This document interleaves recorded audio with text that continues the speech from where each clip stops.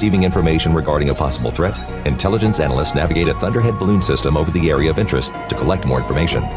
The sensor payload carried by the Thunderhead balloon system quickly detects and classifies the threat. Utilizing real-time communications, the threat parameters are relayed back to the intelligence analyst on the ground. With Thunderstorm, Raven Aerostar's common operating system, balloon performance and sensor intelligence is integrated into existing networks and computer systems for mission coverage. The documents reveal that the tests are being conducted to, quote, provide a persistent surveillance system to locate and deter narcotic trafficking and homeland security threats.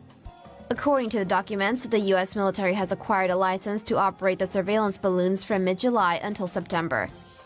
The tests are being commissioned by the U.S. Southern Command, or SOUTHCOM, which is responsible for disaster response, intelligence, and security operations in the Caribbean and Latin America.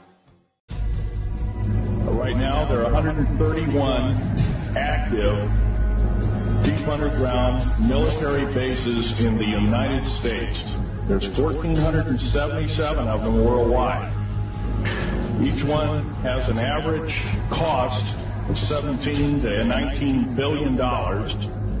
Each one is built in the site, it used to be, it'd take a year to 2 years to build each one, and now they're capable of building a couple of them a year with sophisticated methods. My colleague, Al Bielik, has actually been on some of the high-speed railways, the magneto-leviton trains that connect all the deep underground military bases within the United States. He's been on a Mach 2 train and floats off a single rail at a 3/4 of an inch off the rail, and is what you call high tech. We have nothing like this on the surface.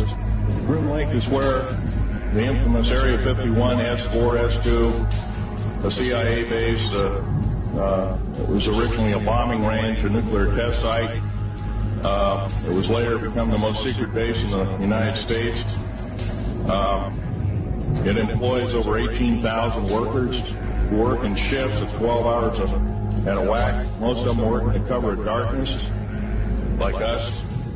We built out 9 underground military bases there, each with an average capacity capable of basically a city underground, roughly 4¼ cubic miles hollowed out underground.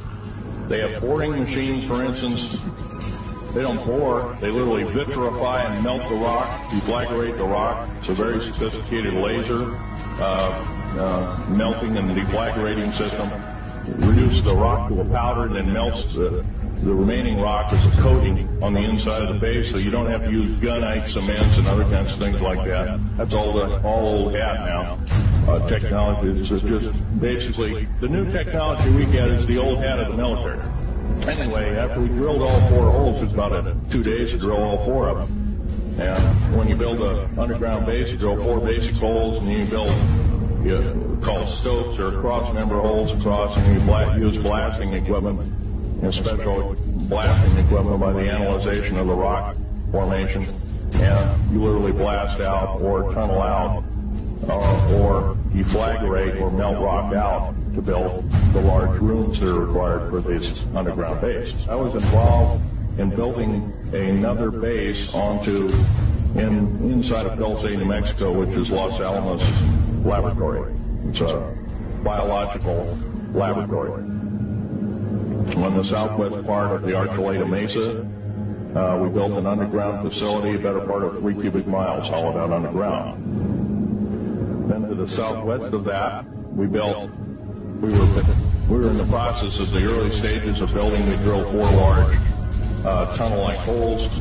Some of them ran 2.5 miles under the surface. Number of the original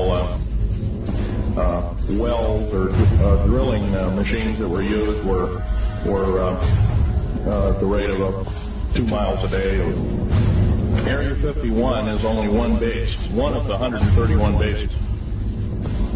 Of these 131 bases, I call Area 51 a mega base. It's got more than one base. It's Tonopah Test Range, Area 51, S2, S4, Groom Lake, and a host of others. Now, these mega bases are gobbling up our gross national product. Right now we're spending 28% of the gross national product on building underground bases solely. That doesn't count for the defense budget. That doesn't count for the spare parts budget. It doesn't count for any of that at all. And the black budget is dead wrong. It sidesteps the United States Congress and its Constitution of its people and says you're a bunch of morons, you don't need to know. Well, a need-to-know basis is an executive order written during the Eisenhower era right after the created 1954 treaty and is treasonous and illegal in this country and should be overturned and abolished. All this alien thing is fine, except for one thing. Alien takeover is a serious threat. Kept totally out of the public view, off the surface, I'm sure the underground bases, without question, are being used as a place to house alien takeover. Alien takeover means the implementation. I feel like I'm losing my mind. Is everybody in the world blind? Please, Lord, give me a sign, a sign. I feel like I'm losing my mind. Is everybody in the world blind? Please, Lord, give me a sign, a sign. I wanna be the greatest. Everybody on the fake shit. I look around and feel like everybody is the fakest. I make this every day and I'm impatient, hoping one day I blow up from the basement. Statement, the top is so vacant. I don't hear shit that I think is amazing. Waiting for my day when I'm playing sold out shows for 1,000 faces. Hey, give me that crown, get in my way and to be put down. It ain't your place, all this my town. If I want that shit, then I'll get it right now. I'm losing it, the noose it fits. I'm losing shit, a stupid myth. You choose to live or choose to dip. You choose to fight or lose your grip and lose a gift. I feel like I'm losing my mind. Is everybody in the world blind? Please, Lord, give me a sign, a sign. I feel like I'm losing my mind. Is everybody in the world blind? Please, Lord, give me a sign, a sign. Yeah. There's no mercy in this world, just hunger-thirsty persons in different versions. Each new update, that shit worsens. Why? Pull back the curtain and you'll see the different vermin. Let me get this straight. It is now public knowledge that they send up satellites on massive helium-filled balloons. As you should know, NASA is the largest consumer of helium in the world, for obvious reasons. But the issue with society is that they never critically think. Just think for a second here. If these are sent up to provide the world with all of the important information we need, and I'm sure the entire process is expensive and difficult to accomplish, then please explain to me what in the flat world do these pathetic animations do for you? Do they make you happy inside? Are they so super duper cool that you cannot see past the obvious CGI? The fact of the matter is everything NASA sends up on a balloon simply hovers above our motionless Earth. That is why they rarely speak about orbiting satellites, and of course, they never show footage. Aluminum tin cans floating in space?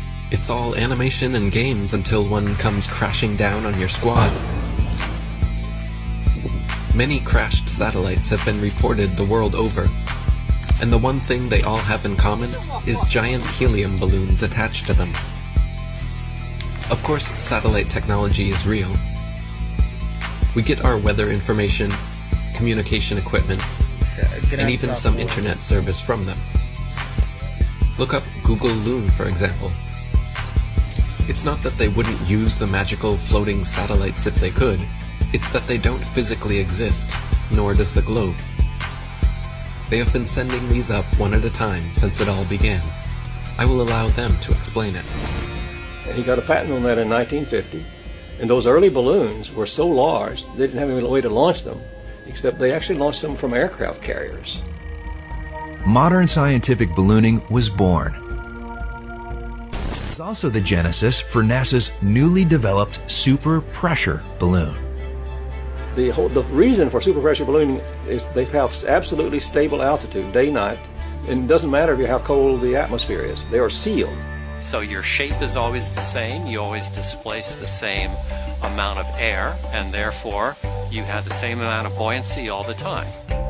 This day-to-night altitude stability allows superpressure balloons and the Hi, I'm Matt, and this is NASA Now. NASA's been using balloons for science research for over 30 years. The exploration that can be done on balloons is continuing to grow. The standard balloon that I fly is about 660 feet long when it's made. So when it's inflated, it's over 400 feet tall by 440 feet wide. Think of a dome stadium. That's how big my balloons are. So let me get this straight.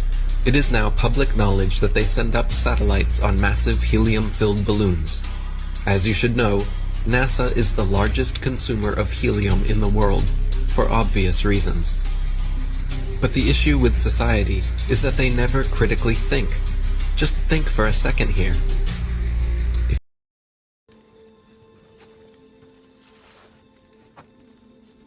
It's a map. My father showed me a map like this once. Inside the circle is your world and my world.